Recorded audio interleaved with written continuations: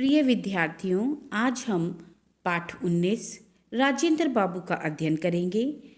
इस पाठ की लेखिका हैं महादेवी वर्मा। यह एक संस्मरण लेख है। पाठ का अध्ययन करने से पहले हम इसके कठिन शब्दों के अर्थ को जानेंगे। गम दृष्टि, एक सरसरी निगाह, संवेदना, दुख को महसूस करने की भावना, प्रसादित करना, सजाना संवारना, एकासन, एक ही मुद्रा में बैठना, अपराजय, जो पराजित ना किया जा सके, सूप, अनाज पछोरने का पात्र, परायण, किए जाने वाले किसी कार्य को की समाप्ति, अनुभूति, महसूस करना, गरिमा, बड़प्पन, से धर्मणी, धर्मपत्नी, संभ्रांत, कुलीन, सिरकी, सीख, निरन, बिना अन्न के। आइए अब पाठ का अध्ययन करते हैं। डॉक्टर राजेंद्र प्रसाद भारत के प्रथम राष्ट्रपति थे। वह बहुमुखी प्रतिभा के धनी थे। उन्हें मैंने पहल एक सर्वथा गद्यात्मक वातावरण में ही देखा था, परंतु उस गद्य में कितने भावात्मक क्षणों की टूटी माला गुथी थी, यह बताना कठिन है। मैं प्रयाग में बीए की छात्रा थी और शीत अवकाश यानी सर्दियों की छुट्टी, शीत अवकाश में अपने घर भागलपुर जा रही थी। पटना में भाई से मिलने की बात की थी, अतः स्टेशन पर ही प्रतीक्षा के कुछ घंटे व्यतीत करने पड़े। स्टेशन के एक ओर 3 पैरों वाली बेंच पर देहातियों की वेशभूषा में, परंतु कुछ नागरिकों से घिरे सज्जन जो विराजमान थे, उनकी ओर मेरी विहंगम दृष्टि जाकर लौट आई। यानी सरसरी निगाह से लेखिका ने उन्हें देखा।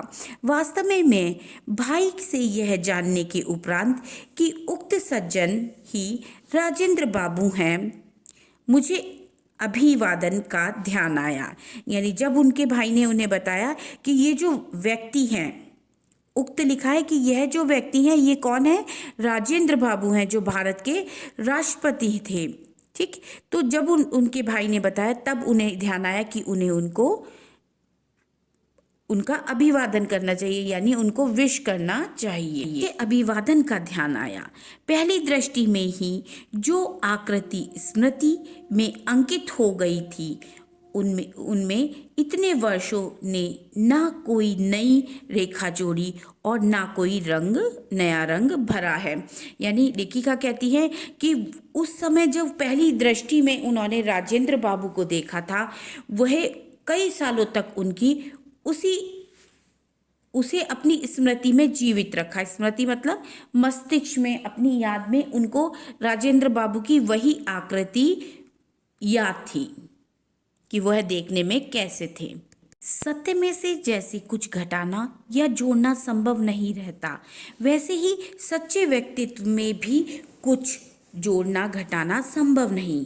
काले घने पर छोटे कटे हुए बाल, चौड़ा माथा, चौड़ा मुख, घनी भ्रुकुटियों के नीचे बड़ी आंखें, मुख के अनुपात में कुछ भारी नाक, कुछ गोलाई लिए चौड़ी ठुड्डी, कुछ मोटे पर सुडौल होठ, श्यामल झाई देता हुआ गेहुआ वर्ण, ग्रामीणों जैसी बड़ी बड़ी मूछें जो ऊपर के होठ पर ही नहीं नीचे के होठ पर भी रोमिल आवरण डाले हुए थी।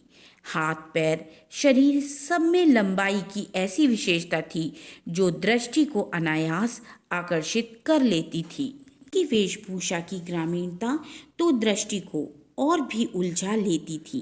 खादी की मोटी धोती ऐसे फेटा देकर बांधी गई थी कि एक ओर दाहिने पैर पर घुटना छूती थी और दूसरी ओर बाएं पैर की पिंडली। मोटे खुरदुरे काले बंद गले के कोट में ऊपर का भाग बटन टूट जाने के कारण खुला था और घुटने के नीचे का भाग बटनों से बंद था। सर्दी के कारण पैरों में मोजे जूते तो थे, परंतु कोट और धोती के समान उनमें भी विचित्र स्वच्छंदतावाद था। एक मोजा जूते पर ऊपर गया था और दूसरा टखने पर घेरा बना रहा था। मिट्टी की परत से ना जूते का रंग का पता चलता था और ना रूप का। गांधी टोपी की स्थिति तो और भी विचित्र थी। उसकी आगे की नोक बाईं भौं पर खिसक गई थी और टोपी की कोर माथे पर पट्टी की तरह लिपटी हुई थी। देखकर लगता था मानो वे किसी हड़बड़ी में चलते चलते कपड़े पहनते आए हैं। अतः जो जिस स्थिति में अटक गया वही उसी स्थिति में अटका रह गया। उनकी मुख आकृति देखकर अनुभव होता था मानो इन्हें पहले कहीं देखा है। अनेक व्यक्तियों ने उन्हें प्रथम बार देखकर भी ऐसा ही अनुभव किया होगा। बहुत सोचने के उपरांत उस प्रकार की अनुभूति का कारण समझ में आ सका। राजेंद्र बाबू की मुख आकृति ही नहीं, उनके शरीर के संपूर्ण गठन में एक सामान्य भारतीय जन की आकृति और गठन की छाया थी। अतः उन्हें देखने वाले को कोई न कोई आकृति या व्यक्ति स्मरण हो आता था और वह अनुभव करने लगता था कि इस प्रकार के व्यक्ति को पहले भी कहीं देखा है। वेशभूषा के समान ही वह अपने स्वभाव और रहन सहन में सामान्य भारतीय या भारतीय कृषक का प्रतिनिधित्व करते थे। प्रतिभा, आकृति और बुद्धि की विशिष्टता के साथ साथ उन्हें जो गंभीर संवेदनाएं प्राप्त होती थी वही उनकी सामान्यता को गरिमा प्रदान करती थी। भाई जवाहरलाल जी की अस्त व्यस्तता भी व्यवस्था से निर्मित होती थी, किंतु राजेंद्र बाबू की सारी व्यवस्था ही अस्त व्यस्तता का पर्याय थी। दूसरा, यदि जवाहरलाल जी की अस्त व्यस्तता देख ले तो उन्हें बुरा नहीं लगता था, परंतु अपनी अस्त व्यस्तता के प्रकट होने पर राजेंद्र बाबू भूल करने वाले बालक के समान हो जाते थे। एक दिन यदि दोनों पैरों में दो भिन्न रंग के मोजे पहने किसी ने उन्हें यदि देख लिया तो उनका संकुचित हो उठना अनिवार्य था। उनकी वेशभूषा की अस्त व्यस्तता के साथ उनके निजी सचिव और सहचर भाई चक्रधर का अनायास स्मरण हो आता है। यानी उनकी वेशभूषा को देखकर राजेंद्र बाबू की उनके सहचर जो उनके भाई थे, जो सदैव साथ में रहते थे, उनकी याद आ जाती है। जब मोजों में से पांचों उंगलियां बाहर निकलने लगती, जब जूते के तले पैर के तलवों के गवाह बनने लगते, जब धोती, कुर्ते, कोट आदि का खद्दर अपने मूल ताने बाने में बदलने लगता, तब चक्रधर इस पुरातन सज्जा को अपने लिए सहज लेते। उन्होंने वर्षों तक इसी प्रकार राजेंद्र बाबू के पुराने परिधानों से अपने आप को प्रसादित कर कृतज्ञता का अनुभव किया। मैंने ऐसे गुरु शिष्य या सेवक स्वामी फिर अब तक नहीं देखे। राजेंद्र बाबू के निकट संपर्क में आने का अवसर मुझे सन 1937 में मिला, जब वह कांग्रेस के अध्यक्ष के रूप में महिला विद्यापीठ महाविद्यालय के भवन का शिलान्यास करने प्रयाग आए।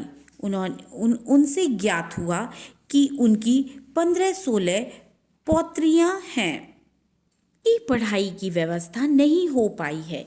मैं यदि अपने छात्रावास में रखकर उन्हें विद्यापीठ की परीक्षाओं में बैठा सकूं तो उन्हें शीघ्र कुछ विद्या प्राप्त हो सकेगी। पाठ के आगे का अंश हम अगली वीडियो में पढ़ेंगे।